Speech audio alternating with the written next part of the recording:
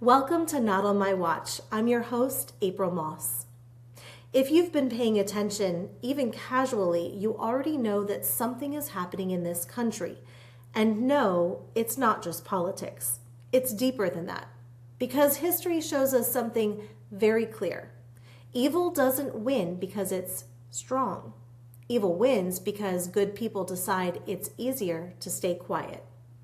And silence is exactly what the enemy is counting on. And that's why today's conversation matters. My guest is Jenny Donnelly. She is the founder of the Her Voice movement and Don't Mess with Our Kids USA. She's calling on men and women, mothers and fathers all across America to wake up, lock arms, and stand in faith. Not as a slogan, not as a moment, but as a mission. And Jenny is building something real. Prayer hubs, men and women, mothers and fathers, grandparents gathering consistently to pray, strengthen their families, and to bring change to culture at the local level. She's reminding families that this is not a spectator season. This is an Esther moment. Because when families stand together, America is stronger. Let's get into this conversation with Jenny Donnelly. Jenny, thank you so much for joining us today on Not on My Watch. It's an honor to have you here. I'm so glad to be here, April. I respect you so much just for what you've been doing and just the impact you've made on our nation. So I'm excited for our discussion today. Yeah, right back at you. Well, for those who are watching today that have never heard of Her Voice movement, just tell us a little bit about your background, how it came to be, and what your plans are for this. Yeah. Mhm. Oh, goodness. Well, I never wanted an organization in ministry. I actually came out of the business world when I was 24. I started a business and had the opportunity to grow a sales team. And that sales team grew really big. I ended up getting in a lot of people's lives, pouring into them for their businesses. And what happened was because being a Christian, and I was getting my world rocked by God. I just said, okay, I've got to pour this out to people. And people really wanted to know how to be successful. And I said, well, honestly, there's the secret. It's not a secret. His name is Jesus. So I just started ministering to women. I would go fly into a city and say, okay, let's get some girls in a living room and I'll just teach you the things of God. And I was doing this all mixed with teaching them how to grow a successful business. And we had influence because our business was successful, which is why God wants us to be successful. He wants us to have influence with people. And so really Her Voice movement came out of an actual organic movement that started with women, and we went to different retreat centers and such as it got bigger.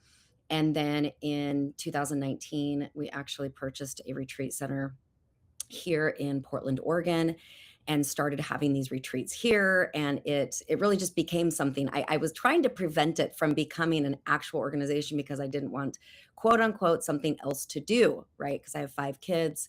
The business was, very big and lots of responsibilities in life, right? And then God comes in and says, we're going to do this. And so it's been the joy of my life, really, to do this. But now at this retreat center, what we do is we bring in women. We've been bringing in women actually for years, and helping them heal, helping them really heal from unresolved trauma, but also just the everyday woman that wants to lay down her spiritual roots and wants to see fruit in her life and her family. And really what's happened is we've seen the voices of women unlocked through ministering to them, through just the impact they have here. It's crazy what God can do in 42 hours. That's how long our retreats are. They're 42 hours. The number 42 actually means breakthrough, and that's really literally what happens. And so we've done marriage intensives, same thing, massive breakthrough in marriages, and we're doing mother-daughter intensives now. So we've been really in the business of pouring into families. And then during the pandemic and these last several years, we all know that America had such an infiltration of the curriculums in schools where kids were wondering, am I really a girl? Am I really a boy? The gender ideology really impacted families, rocked them, and kids were confused. And so I wondered who's going to step in this fight and, really turn this around. And being in Portland, Oregon, You can only sit and watch for so long. And then I prayed a dangerous prayer. I said, God, put me in the fight. I don't even know what that looks like. I'd never really been engaged in any civic activity. And that's when, when the student is ready, the teacher appears. And Right. God divinely connected me with the founders of a movement in Peru and in the country of Peru in 2016, where the gender ideology was at massive all-time crazy levels. In fact, it was illegal, literally illegal, to call somebody by their biological pronoun without being thrown in prison. That was the consequence of calling somebody their biological pronoun. If they wanted another pronoun, it was prison. And And that so was back in 2016, right? that was in 2016. Right. And so they started a grassroots movement called Don't Mess With Our Kids. Mhm. And this grassroots movement was moms and dads, church people, non-church people who just said, this is ridiculous. Boys are boys, girls are girls, and we're not going to let society and culture confuse our children and take their identity. What happened was they were able to turn over 9 woke laws, and they were able to oust the president of the nation. They were able to oust the education minister, just people in office at a high level. It was wild.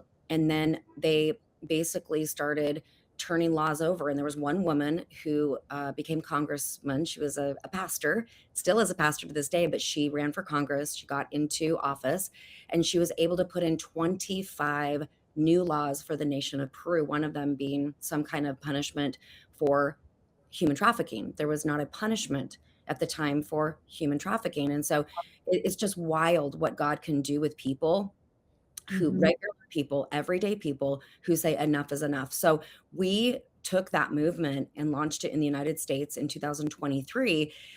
And then that meant that we had to get out of, and we still do the retreats. That's really 90% of what we do.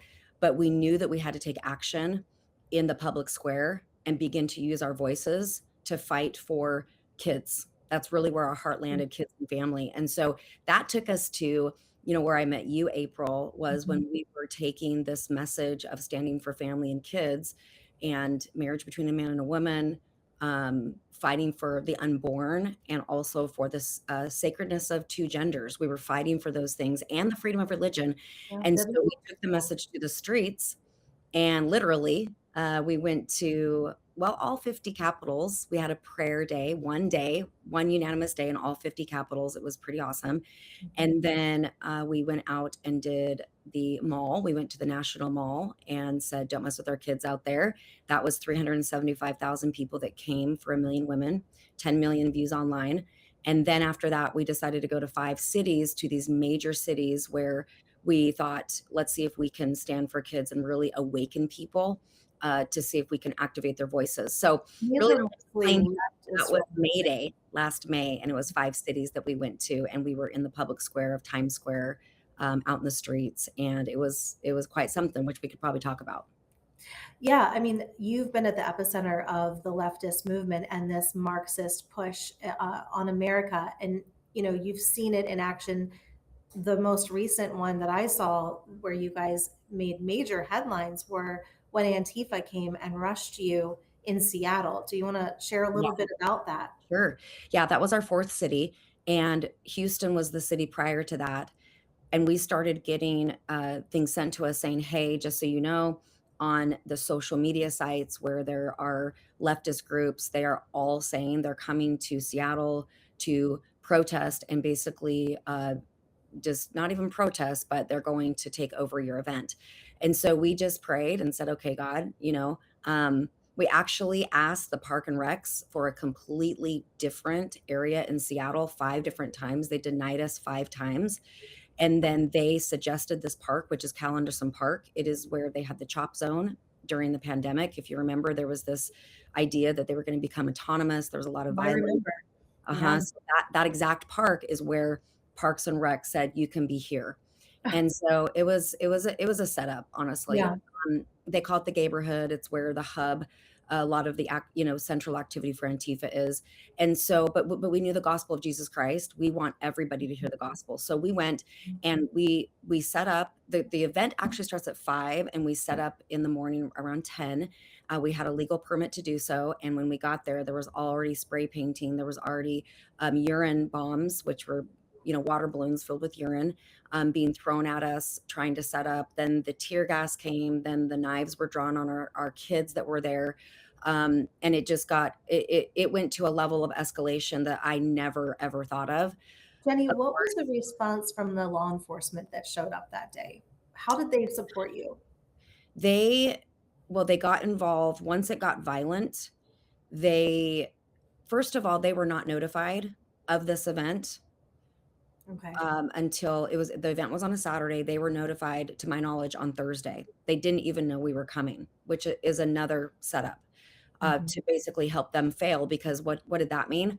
They didn't have enough people, so Mhm. they didn't have enough officers on duty that day. But the ones that were able to come, they did their best to hold the line. We actually, every time we did an outdoor event, we create an area for protesters to protest because we want them to have their First Amendment right. Yeah. Yeah, and so we created an area for Antifa. We knew they were coming, they said they were coming, and so we created an area for them. That area is where they were, crossing over that. They were, and who cares? A lot of them actually came and worshiped with us, which was cool, but the Wow. majority of them, were throwing the bombs. We had people rush the stage and come up, and they had to be tackled on the stage, and our worship team actually had to actually take them down.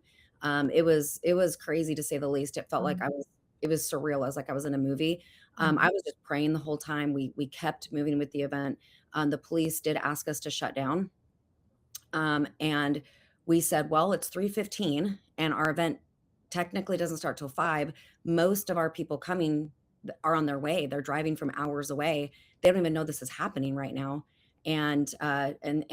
So we said, we're going to keep going. And we negotiated a time, which was 3.5 hours earlier than our permit required us.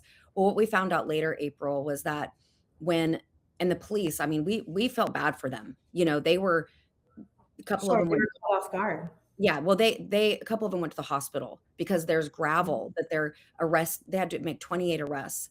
And by the way, no, not a single one of them got charged. They got let out immediately with no charges. So there's a whole system within the system that's Wow. corrupt. But they had to go to the hospital, a couple of them, because their faces were ground out from the gravel. And so we felt bad about that.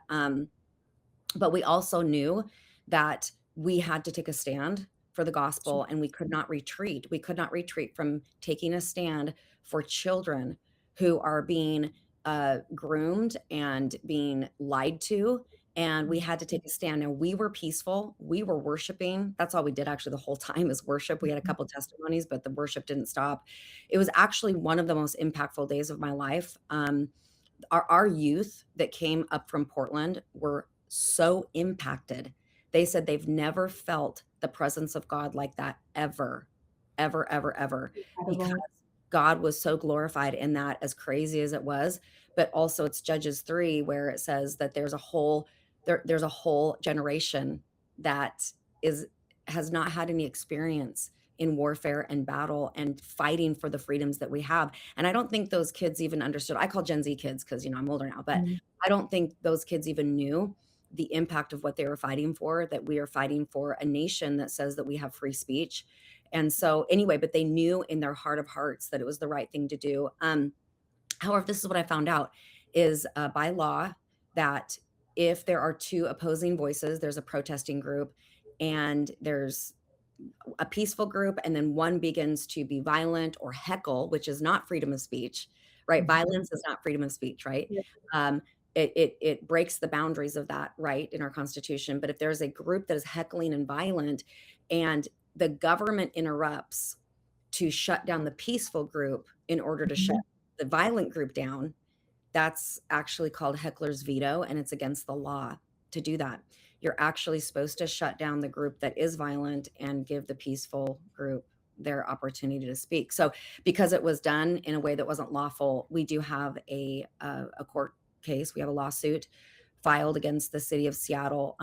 After that day, right away, the mayor of Seattle at the time, he's not in office anymore, but at the time, he said, he made a statement and said that the Christians have come to disrupt the values of Seattle, and that we set this up and provoked violence, and that he would be looking into why Christians were allowed in the park in the first place. Interesting. And so that's when the DOJ, the FBI, the White House got involved, and there's been an investigation. And that's why it made global news. Within 24 hours, it was on every station all over the world. And Russell Johnson, he's a pastor up there in Yeah. Seattle area. He's amazing. He said the last time he saw something go global news in 24 hours was 25 years ago in an event called Mayday Marriage. Mm. Was something that evoked this kind of, opposition response that went all over the news. But yeah, so we're in that lawsuit right now. I don't have any updates on that, but we decided, if we back away from this and we give this little park in Seattle, okay, fine. Let's just make it so that Christians never go there again. I may never return to that park in my life, but once you give over a little piece of territory You can't do it. on it, you're giving up a lot more than that. And so we stood on the fact that as Americans, we have the right to freedom of speech, just like Antifa has the right to freedom of speech, but nobody has the freedom of violence. Yeah. So that happened. And then the next week, there was a whole other situation in Los Angeles, which was our fifth and final city. And we asked Los Angeles, these are months in advance, by the way. Right. We are asking them, can we have Hollywood Boulevard? We'd like to get a permit, 1 block on Hollywood Boulevard. And we've gotten it before through my friend Ross Johnston. He's actually had 2 permits on that street with no problems. And so we couldn't figure out, why are they not emailing us back? Why have we not heard from them? Why is there delay? Well, we learned through this, through our lawyers and people that are helping us, that it's typical. It's called denial by delay. When they don't want a group to have something, or they're just gonna, they're gonna deny it through just delaying communication. And that's also Mhm. and so that week, we're still waiting to hear from them after months of communication. And right at the end, they said, hey, you can't have Hollywood Boulevard, but you can have a couple streets over. Well, we went and looked. Well, is there another event happening that day? Nope, no Yeah. event on that block. But there was an LGBTQ parade happening on that block 1 week later. And they had all the bells and whistles and everything they wanted. And we said, hey, we're not asking for special treatment, but we're going to ask for the same treatment Yeah. and the same permissions. And they said no. And we said, well, we're going to go to Hollywood Boulevard anyway. We have people showing up, and we had a Zoom with we asked the fire chief, all the police chief, everybody to come on a Zoom with us. And we said, we're going to go and block off that street. We're going to go to Hollywood Boulevard, even though you've denied it to us, but we're going to go on our First Amendment right to do so, because it's lawful and legal to do that. And so we did. And we said, if you help us, it'll go a lot better. They showed up to make arrests. We had 500 people blocking off Orange and Highland, these 2 streets. To make arrests with your group or with protesters? With us. Yeah, with us. We Wow. have very little protesters. I mean, we had people throwing eggs and that kind of thing, but it Mhm. wasn't really a protest issue in Hollywood. It was a discrimination against Christians. Sure. Yeah. Sure. Yeah. So it's funny though, April, because it's not funny. It's interesting. Okay. That what I have found is that if we want to come and preach the gospel somewhere, that comes with not very much pushback. It was when we came to say we are taking a stand for family and children, that's when all hell broke loose. And we had problems in every city trying to get permits, trying to get in. I mean, it was a fight in every city. I'm just highlighting these 2 because Yeah. those 2 lawsuits are. But I'm really proud of all the people that came alongside and said, no, we're not willing to give up a little park in Seattle. We're not willing to give up a little street in Hollywood Boulevard. As the Constitution gives us a right to worship kangaroos if we want to. Mhm. That's the beauty of being American. This is this country. People fought, lost their lives for us to live in this nation. And as we all know, freedom isn't free. And so somehow, some way, our organization is kind of like our time to take a stand. And I believe that everybody, even listening to this, there will be times in your life you're going to have to take a stand. It might be that you look in your grandchild's backpack and you see a book that is absolutely vile, that is contradictory to the family values, and you have to actually make a phone call, and you have to be that person that does that. And Yeah. so, I believe that as Christians, we are obligated to take a stand and protect the innocent and protect the young. So this is just where we were positioned for that time, but I believe that we're all in a position where we're going to have to stand for the truth, and we do it in love, right? And we Absolutely. had protesters get saved. We had protesters come get baptized. We had a girl from Hollywood that came down and she said her lesbian friends, her being a lesbian up in the apartments, they were looking and they were like, "Oh, don't go down there. The Christians are praying." And she said, "But I need prayer." She came down, she asked for prayer, she gave her life to Jesus. She ended up getting water baptized and she's got her life back. And this That's isn't what it's about all fixing about. people, right? This is about bringing dead people to life and bringing people the same gospel that brought us our lives and Yep. our eternal life with Christ. So it's very exciting. It sounds really messy and crazy, but it's actually pretty beautiful, and I believe that it's going to glorify God. Well, it's clear that God has given you an extra dose of courage. And it's just amazing and incredible to watch all that her voice movement has been able to do, although you faced opposition at every turn. What would you say, in light of all of this, would be the number one, I guess, obstacle that you see families facing today? What is the greatest threat to America's children? Well, we are working on helping families come back to a kingdom lens, to a kingdom blueprint.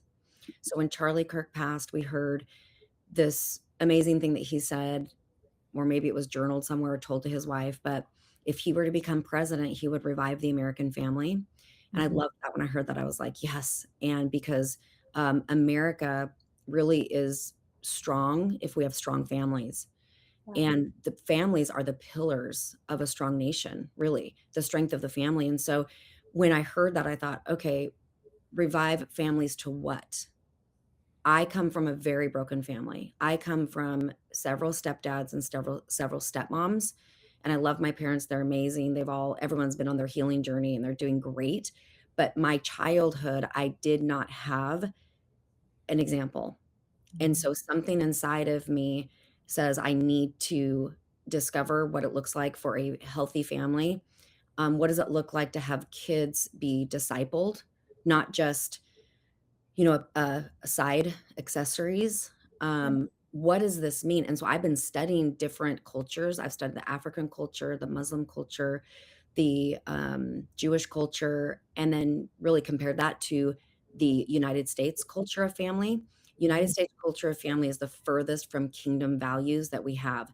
So that's what we've been doing. But here's the startling fact: 90, um, well, let me put it this way, I'll do it in reverse. 2% of parents have a biblical worldview in the United States. 2%. So that means 98% of families don't have a biblical worldview. They're just winging it and doing the best they know how with what they know. That's 2 so surprising considering you think of all the people that go to church. Yeah, there's a lot of Christians that don't actually believe everything in the Bible. And so because they don't personally believe it, they don't pass it to their children. Mhm. So what does that mean? We have a generation of kids. Now, by the time you're 5 years old, you have 50% of your core values already established in your mind. What you believe about everything at 5 years old is 50% already decided. By the time you're 18, 95% of what you believe, what you value, what you don't value, what you think is true, what you think is not true, is already cemented. 95% by the age 18. So, very only 6% of people actually receive Christ as their savior after the age of 18. It's Okay. really those are shocking statistics, Jenny. Yeah, they are. So what does this point us to? The next generation is going to need us. I'm 51, so I'm a Gen Xer. I am thinking everything that I pour out has to affect the next generation because the next generation is the future of our nation. It's the future of my grandchildren. It's the future of who's in office. It's the future of who they look up to. It's the future of who is in, like I said, in office, but the future of who's running their schools, who are their teachers. So there's a culture shift that's going to happen away from the Bible, away from values, and away from godly values and morals. And when a country loses morals, it unravels and it's Sure. not good, right? That's kind of what we've been experiencing. Yeah. And so what we do at our retreat center now is we equip adults Mhm. for number one, their own healing, but also their own uh like rewiring of what they believe is true and not true according to the Bible, not according to our opinions. And then we help them succeed in their businesses according to biblical principles. We help them succeed in their life, in their emotions. And then how do they pass this down to their kids and their grandkids? So we do a lot of that. And then, of course, we bring a lot of kids and youth here on site and help them encounter God and then learn the principles of God so that they can be raised to walk out their God given destiny. So I really believe that family is where the focus should be to answer your question. I believe everybody should look at their family and say, okay, how can I personally get spiritual health in this time? And how can I pass everything down to my kids? Because if you want your youth pastor to raise your children or your grandchildren, only 13% of youth pastors right now have a biblical worldview. In fact, I tell parents you should sit in your youth groups and Yep. make sure that they're actually saying what you believe or you want your kids to believe. And if they won't let you sit in youth group, you got to question that. Okay. So there's just a lot of, I guess we're poking some bears here. We're just kind of like, not to be nasty, but to say the next generation deserves truth. They deserve the morals as outlined in the Bible, and they deserve the best chance at a beautiful life lived out in Christ. And they are the ones that are coming up. They're going to lead the whole thing. So we're really dedicated to making sure these kids are set free, they've encountered God, and they have discipleship. It's fantastic. And Jenny, we're out of time, but could you tell everybody where they can go to learn more about this retreat center and just all the great things that you guys are doing with Her Voice movement? Yes, absolutely. We would love to have you at a retreat. We have a retreat for everybody. We have a men's retreat coming up in May, mother daughter. Like I said, we have a family conference. Actually, that's the real big one that we do. It'll be about 1,000 people that we can take. That'll sell out. That's in July, and Portland is beautiful in July, by the way. So you can go to hervoicemovement.com, and when you go there, check out the events. You can also watch us and follow us and everything that we're doing on social media. And that is Jenny L. Donnelly on Instagram or Her Voice Movement. Movement is condensed, it's abbreviated MVMT. And then you can also go to Don't Mess With Our Kids on Instagram as well. And then we're also on Facebook as Jenny Donnelly, and we're on YouTube as Jenny Donnelly Official. So, you find us all over the place, but Jenny Donnelly, Jenny L. Donnelly is usually where you can find out what we're doing. Thank you so much for joining us today and for sharing all of the resources that you have for families. And keep being strong. You're an inspiration to so many, Jenny. Thank you again for having Yes, it's the been great. time, making the time to be here today. You bet. Thank you so much.